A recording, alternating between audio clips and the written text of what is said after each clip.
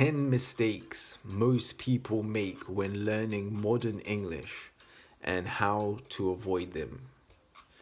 So, in this video, you're going to learn how to overcome feeling afraid, nervous, or embarrassed to speak English.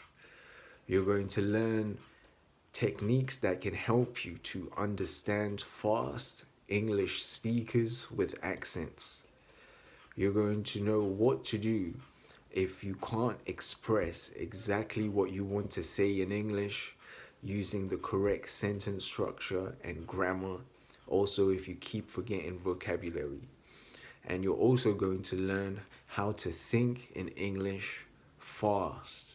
You're going to learn how to improve your English speaking skills really fast in an easy way so you can reach fluency really fast, especially if you're working at an English speaking company. It's going to help your English interviews, meetings, conversations, presentations, etc. So make sure to follow some of these steps because it comes from my experience, having now received close to 100 five-star reviews from helping many people speak English fluently and really improve their English speaking skills and master English grammar. These are going to be some of the top mistakes that I've seen new English learners make, or even people who have been learning English for a long time but have been making very slow progress. So, by the way, you can find my story in another video to get a better idea of my experience, etc. Okay, so the first mistake that people make when they're learning English is not working on their inner confidence and self-image and goal setting. So they keep thinking things like doubts and fears and scared of making mistakes. Thinking things like, having the fears of failure. So a great technique to do here is to simply repeat, I speak English fluently and I understand English speakers well. Repeat this daily and act as if it is true. The more you do this, you will find yourself naturally learning English faster and really improving your confidence and changing the way you view yourself as an English speaker. Once you start changing this aspect of yourself, it will be easier for you to learn and improve your confidence. Step 2, they don't get on platforms and apps like Preply so they can invest in their English speaking skills and get real corrections from a qualified or skilled person. Self-study can only get you so far. This is a very valuable skill that will definitely give you access to more opportunities. So it's definitely worth investing in it and going on apps such as Preply and getting practice and corrections. Another mistake that people make is that not taking advantage of the new opportunities that the current and future technology is bringing us. For example, getting on other apps such as Discord, Tandem, and HelloTalk, excuse me. Discord, Tandem, and HelloTalk, and other social media apps where you can make friends and practice your spoken English. You can practice this for a minimum of 20 minutes daily. Have a minimum of one English conversation every day. And with these new social media apps and platforms, it's much easier to do so. And you can really practice your English speaking skills and make English speaking friends. Okay, next step. They do not read English books. There are so many ways that reading English books can help really improve your English. Reading just for 15 minutes per day eventually builds up, you know, just reading a few books.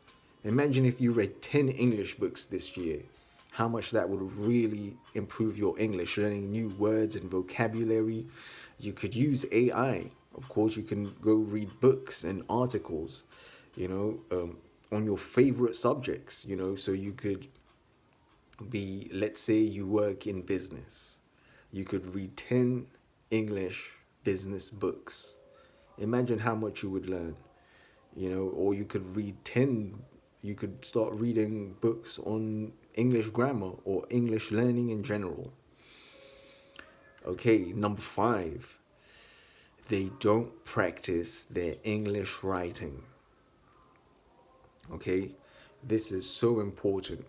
Of course, I know it's important to practice your English speaking, but writing directly translates and helps you to improve your English speaking skills as well. You know, you can again use AI, you can journal, you can keep a diary, you can set your goals, you can do a gratitude journal, you can do scripting, you can do note taking, you can do creative writing. There are so many options with writing.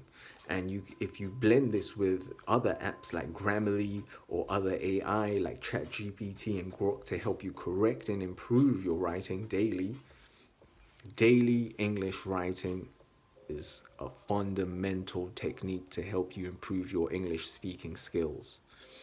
Okay, next mistake. They do not watch English content or films and take notes of new words and phrases and expressions. This is such a good way to really improve your English. You can get access to different accents. You can, learn, watch American English. You can watch, of course, British English or even international English films or content, and you take notes and you watch them repeatedly. You watch it every day until you master that content, and you get the most learning from it. Okay, step 7, reviewing. Now, this is such an important step because the mistake that most people make when learning, especially English, is they will focus on their mistakes. Now, the problem with that is, of course, their intent is good. They want to focus on their mistakes so they can improve them. However, continually focusing just on our mistakes ends up reprogramming the mistake, so we end up committing the mistake again, and it ends up making us feel bad continuing to review our mistakes. So this kind of sets us in a downward spiral. So it's very important to train ourselves to review 2 things. The first thing is, what did we learn? What went right? Like the good things that happened. Because there are many good things. Like, for example, even if 9 things out of 10 could have been good and 1 thing could have been a mistake. However, we just tend to focus on the mistake. So we need to train ourselves to look at all the things we learned and all the things that we did that were good. Second step is to focus on all the improvements that we would make next time. I would say get at least 3 points for each question. What did I learn and do well? What would I improve next time? Reviewing each presentation, conversation, meeting, discussion, so crucial. Okay. Another step is mistake.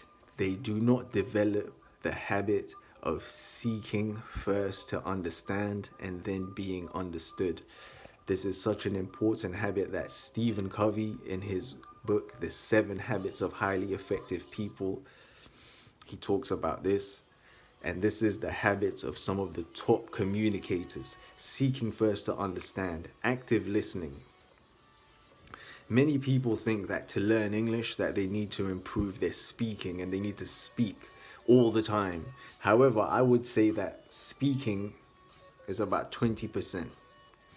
80% is listening and understanding. If you really improve your listening and understanding skills, you will improve your speaking so fast, your communication with people so fast. They will understand you and you will understand them. This will translate to successful interviews, presentations, meetings, conversations. This habit is so crucial, and most people do not develop it. Okay, step 9. They don't join a community of like minded people who are working towards the same goal. As the great Napoleon Hill called it, the mastermind principle. So, this is a community of like minded people who work together to achieve a goal. For example, improving their English speaking skills and getting rich with those skills. So I am creating this community. Check the link, it's on school. We have many fantastic events, meetings, group discussions, questions and answers, one-on-one practice and corrections and tips, and just a whole bunch of great content. So check that out.